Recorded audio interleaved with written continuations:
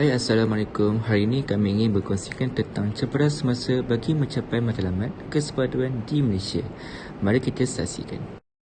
Assalamualaikum, saya Nik Nordina Anis Alia binti Nikman. Topik kita pada hari ini ialah matlamat mencapai kesepaduan di Malaysia, kajian terhadap cabaran semasa. Pada era globalisasi ini, kesepaduan antara kaum amatlah penting dalam masyarakat kita di negara ini kerana ia merupakan faktor penting untuk Malaysia mencapai status negara maju selain kepesatan pembangunan dan juga ekonomi. Penduduk Malaysia mempunyai 3 kaum utama iaitu kaum Melayu, Cina dan juga kaum India serta kaum komuniti yang lain. Kewujudan masyarakat yang berbilang kaum di negara ini disebabkan oleh kesan daripada penjajahan British ke atas tanah Melayu. Selain itu, perpaduan kaum pada zaman kini menjadi salah satu daripada cabaran terbesar yang perlu ditangani dan diuruskan oleh negara Malaysia. Hal ini dikatakan demikian kerana Malaysia merupakan sebuah negara yang mempunyai rakyat yang berbilang kaum. Ternyata cabaran ini amatlah getir buat negara kerana pada zaman dahulu, negara pernah mengalami peristiwa berdarah 13 Mei 1969. Kesan yang amat ketara daripada peristiwa tersebut kepada negara ialah lahirnya dasar ekonomi baru, gagasan rukun negara, dasar kebudayaan kebangsaan, dasar pendidikan kebangsaan, dasar bahasa kebangsaan dan sebagainya.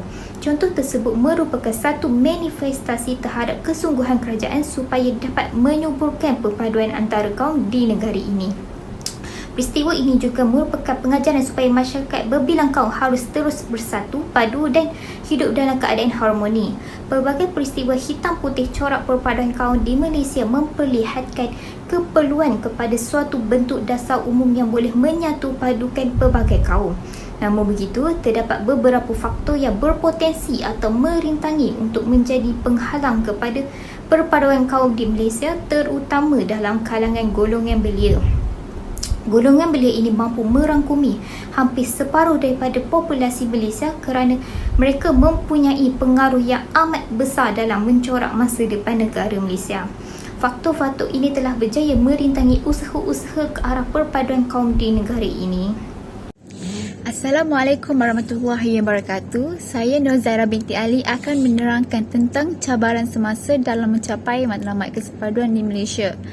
Dalam mencapai matlamat hubungan kesepaduan antara rakyat Malaysia, tidak dapat dinafikan bahawa media sosial memainkan peranan yang sangat penting bagi melahirkan nilai-nilai kesepaduan antara seluruh rakyat di Malaysia.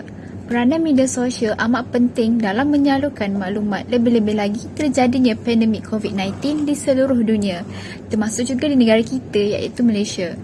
Media sosial telah menjadi medium komunikasi yang diketengahkan kepada rakyat ketika PKP yang telah dikenakan sejak bulan Mac 2020 pada tahun lepas.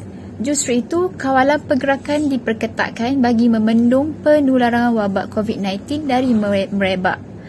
Cabaran-cabaran yang ada bukan sahaja menjadi halangan ketika memupuk hubungan etnik antara kaum, akan tetapi juga boleh memecah belahkan perpaduan yang terbina dan menjejaskan keharmonian hubungan etnik di negara kita.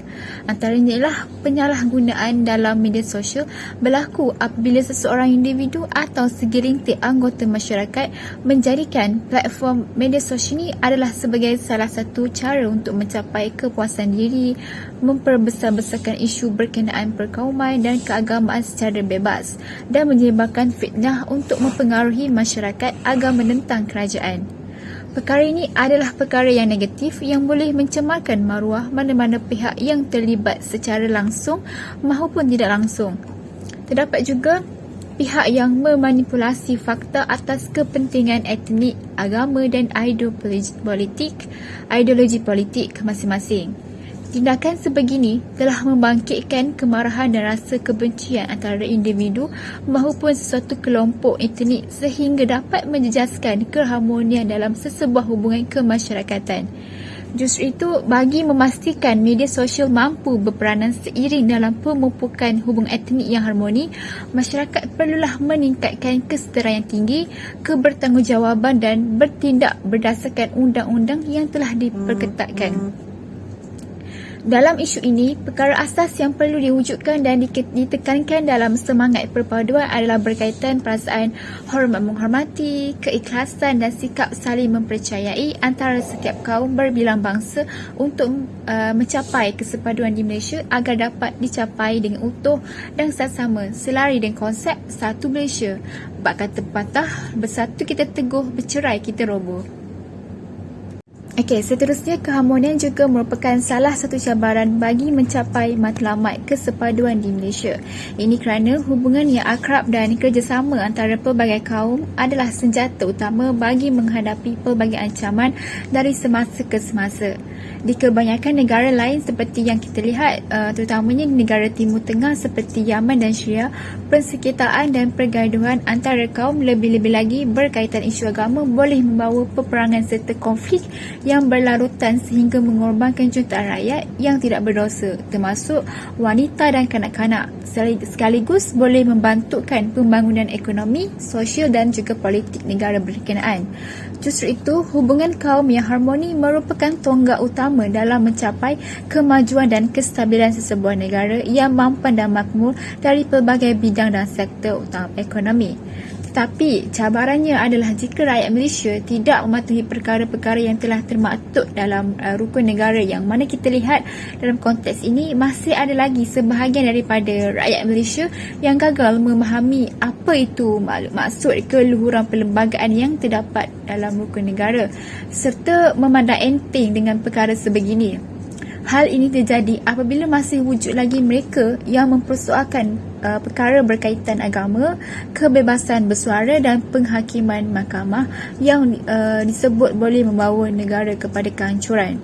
Justru itu, ini telah membuktikan bahawa isu keharmonian antara kaum masih menjadi cabaran walaupun pelbagai inisiatif telah diambil. Dalam hal ini, politik sepatutnya menyatupadukan rakyat, bukan menjatuhkan lagi perpaduan yang telah disemai oleh nenek moyang kita. Tidak dapat dinafikan bahawa dari sudut aspek perbezaan nilai antara etnik juga dapat mengakibatkan hubungan antara kaum bertambah rumit. Oleh itu, orang-orang yang terlibat dengan politik dan pemimpin tidak kira agama dan bangsa perlu menyedari bahawa tanggungjawab untuk memupuk kebersamaan ialah hak kebersamaan yang perlu dilakukan secara adil dan saksama, bahkan bukan dengan cara melaga-lagakan rakyat serta mendorongkan perbezaan yang memecahkan belahkan sesama sendiri demi kepentingan masing-masing. Menurut RKNSTP, jika perpaduan telah dicapai, maka semua urusan pembangunan negara akan berjalan dengan lebih lancar serta matlamat untuk mencapai kesepaduan di Malaysia dapat dikekalkan. Seterusnya, tidak memahami budaya dan adat resam kaum lain juga merupakan salah satu cabaran untuk mencapai kesepaduan di Malaysia. Hal ini dikatakan demikian kerana majoriti rakyat Malaysia hidup dalam kalangan budaya kaum mereka sendiri sahaja kerana mereka lebih selesa dan selamat sekiranya hidup dalam kelompok mereka sendiri dan menyebabkan mereka juga jarang bergaul dengan kaum lain. Oleh sebab itu, kefahaman mereka terhadap budaya dan adat resam kaum lain menjadi cetek dan sekiranya tiada interaksi antara kaum, maka akan rendahlah kefahaman sesuatu kaum itu terhadap budaya dan adat resam kaum-kaum yang lain. Memang kita sudah mengetahui bahawa beberapa budaya dan adat resam utama sesuatu kaum yang ada di Malaysia iaitu kaum Melayu, mereka akan menyambut Hari Raya Aidilfitri dan Aidiladha, Kongsi Facai bagi kaum Cina, manakala Thaipusam dan Deepavali bagi kaum India yang beragama Hindu. Tidak lupa juga Christmas bagi penganut Kristian. Kesemua contoh itu merupakan adat resam dan budaya utama kaum-kaum yang terdapat di Malaysia. Hal ini bermaksud penekanan di sini bukanlah semata-mata untuk pengetahuan tetapi untuk kefahaman. Sebagai rakyat Malaysia yang hidup dalam berbilang kaum, sudah semestinya kita perlu memahami budaya dan adat resam kaum lain. Hal ini kerana kita akan menjadi lebih bertolak ansur sesama kaum dan lebih bertoleransi. Sekiranya perkara ini dapat diwujudkan dan dihayati sepenuhnya, maka perpaduan kaum dapat dicapai. Akan tetapi, perpaduan tidak akan dicapai sekiranya kita tidak memahami dengan lebih mendalam maksud simbolik budaya dan adat resam kaum lain dan mengapa kaum-kaum yang ada di Malaysia mengamalkan sesuatu budaya dan adat resam tersebut. Selain itu juga, majoriti rakyat Malaysia tidak peduli dan mengambil sikap tidak endah kerana mereka beranggapan bahawa mereka tidak perlu mengambil tahu dan memahami akan sesuatu kaum kerana ia bukan budaya dan adat resam mereka. Maka, sekiranya hal ini terjadi, amat malanglah bagi negara Malaysia dan rakyatnya yang berbilang kaum kerana sikap toleransi dan tolak ansur sesama kaum tidak dapat diwujudkan sekiranya wujud sikap sebegini. Di samping itu, antara cabaran lain untuk mencapai kesepaduan di Malaysia ialah kewujudan sistem pendidikan yang berbeza. Hal ini dikatakan demikian kerana terdapat 3 jenis aliran dalam sistem persekolahan di Malaysia, iaitu Sekolah Kebangsaan SK Rendah dan Menengah, Sekolah Jenis Kebangsaan Cina SKJC dan Sekolah Jenis Kebangsaan Tamil SKJT. Ketiga-tiga jenis sekolah ini menggunakan bahasa pengantar yang berbeza. Contohnya, Sekolah Kebangsaan SK Rendah dan Menengah menggunakan bahasa Melayu sebagai bahasa pengantar mereka, manakala SJKT dan SJKC menggunakan bahasa Tamil dan bahasa Cina sebagai bahasa pengantar mereka. Pada zaman sekarang, majoriti ibu bapa Melayu akan menghantar anak-anak mereka ke sekolah kebangsaan SK, manakala ibu bapa Cina dan India akan menghantar anak-anak mereka ke sekolah jenis kebangsaan Cina dan Tamil. Mereka berbuat demikian kerana risau akan faktor bahasa pengantar yang digunakan dan takut sekiranya anak-anak mereka akan menjadi Melayu. Hal ini disebabkan oleh majoriti anak-anak Melayu bersekolah di sekolah kebangsaan SK dan mereka tidak lagi pandai dan fasih menggunakan bahasa ibunda mereka. Ibu bapa Cina dan India juga bimbang. Sekiranya anak-anak mereka dihantar ke sekolah kebangsaan, mereka akan masuk Melayu lantas melupakan budaya dan adat resam kaum sendiri.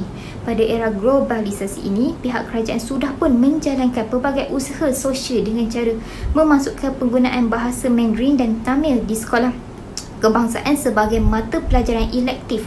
Namun, usaha ini tidak dapat menarik perhatian ibu bapa kaum Cina dan juga India. Jadi, jika usaha ini tidak dapat mendapat sambutan daripada mereka, bagaimanakah kita mahu menyatupadukan rakyat Malaysia yang berbilang kaum ini? Trend tidak berinteraksi dan bercampur gaul secara aktif dalam kalangan kaum di peringkat sekolah masih diteruskan pula di pusat-pusat pengajian tinggi. Hal ini dikatakan demikian kerana mereka lebih selesa dan selamat sekiranya bercampur dalam kaum mereka sendiri. Amalan berpuak-puak sesama kaum terus wujud di pusat-pusat pengajian kerana pelajar-pelajarnya hanya bergaul dengan kaum tersendiri yang menjadikan interaksi dan komunikasi antara kaum lain menjadi amat terhad. Bismillahirrahmanirrahim. Assalamualaikum warahmatullahi wabarakatuh. Nama saya Khairul Faizal Azrah bin Ahmad daripada kelas TBA 244 3D. Bagi cabaran kelima adalah dari segi politik negara. Perbezaan fahaman politik di Malaysia yang berasaskan perkaman telah menyukarakan perbedaan kaum. Hal ini kerana apabila timbulnya isu melibatkan perkaman, pasti saja ahli-ahli politik tersebut mengambil peluang ini untuk menghangatkan isu perkaman bagi publicity serta meraih sokongan daripada penyokongnya. Sebagai contoh, isu telah berlaku di Raut yang melibatkan percubaan tanah haram daripada kemaikan perkuburan dari berbangsa Cina. Isu ini telah menarik perhatian seorang ahli politik ini bagi memainkan api perkaman. Dunia politik sememangnya penuh dengan kontroversi di mana terdapat pelbagai individu yang mempunyai tujuan dan kepentingan yang berbeza. Ancaman perbedaan kaum yang wujud di negara ini bermula daripada sikap ahli politik itu sendiri, kata bekas Ketua Polis Negara Tan Sri Musa Ahsan. Tambahnya lagi, beliau menyifatkan terdapat seorang ahli politik yang menyebabkan timbul perbalahan antara masyarakat. Banyak hate speech yang telah diwujudkan di mana apabila orang-orang politik ini mahu mendapatkan sokongan daripada sesuatu kaum, dia akan berikan ucapan-ucapan yang boleh menyakitkan hati orang lain, menyakitkan hati kaum lain. Jadi ia bermula daripada situ. Oleh kerana itu, ahli politik sendiri perlu tahu cara bagaimana nak mewujudkan perpaduan dalam negara ini. Jangan hanya berfikirkan untuk dapatkan sokongan dengan kenyataan menguatkan hujah di atas. Ini merupakan perkara yang serius yang perlu kita tangani bagi meraih keharmonian kaum di negara kita. Oleh itu, bagi menggerakkan negara ke arah kemajuan yang berdiri sama tinggi dan duduk sama rendah dengan negara maju yang lain, ahli politik perlu bersikap terbuka dan matang. Politik sepatutnya membela nasib keseluruhan rakyat, bukannya mengikut kepentingan bagi mana-mana pihak. Tidak dapat dinafikan lagi bahawa fahaman parti politik merupakan salah satu cabaran untuk mengekalkan perpaduan kaum di negara ini. Sekiranya rakyat dan para pemimpin negara dapat mengatasi cabaran ini, pasti sahaja perpaduan kaum antara masyarakat dalam negara akan dapat menjadi lebih erat. Cabaran keenam adalah dominasi sesebuah kaum dalam bidang ekonomi juga telah mewujudkan jurang ekonomi antara kaum. Hal ini kerana berlaku sejak era penjajahan British lagi, apabila mereka memperkenalkan dasar pecah belah dan perintah, di mana kaum Melayu hanya tertumpu di sektor perikanan dan pertanian, kaum India pula di sektor getah, manakala kaum Cina pula di sektor perlobongan serta bergiat aktif dalam perniagaan. Kebanyakan bandar-bandar yang dibangunkan di Malaysia adalah hasil daripada aktiviti perniagaan mereka. Hal ini dikuatkan lagi apabila 90% pemilikan kedai komersial adalah dari bangsa Cina. Mereka ini lebih cenderung untuk memiliki perniagaan sendiri berbanding bekerja dengan kerajaan. Jurang perdebatan yang besar akan membangkitkan isu ketidakpuasan hati daripada golongan yang tertindas dan miskin. Keadaan ini bertambah buruk apabila kadar kemiskinan itu diidentifikasikan dengan satu kaum, sedangkan kaum lain dilihat mengaut keuntungan yang berganda, ditambah pula dengan kelakuan menjatuhkan sesama bangsa sendiri. Dengan perbezaan perdebatan ini, terdapat kemudian ketidakseimbangan ini meluas lagi perbezaan budaya dan sosio-ekonomi antara Melayu dan bukan Melayu, dan matlamat kerajaan dalam meningkatkan pelibatan orang Melayu dalam bidang ekonomi. Tetapi kerajaan telah memperkenalkan dasar ekonomi baru di mana dominasi mereka telah merosot yang sebelumnya hingga tahun 2004 mereka menjadi bangsa terkaya di Malaysia dengan penguasaan 40.9% jumlah ikuti hak milik ekonomi negara. Namun begitu, akibat dasar penjajah sebelum ini akibatnya masih terasa di mana sektor perniagaan masih didominasi oleh kaum Cina. Rentetan senario ini telah menyebabkan interaksi sosial di antara mereka terbatas. Kesannya,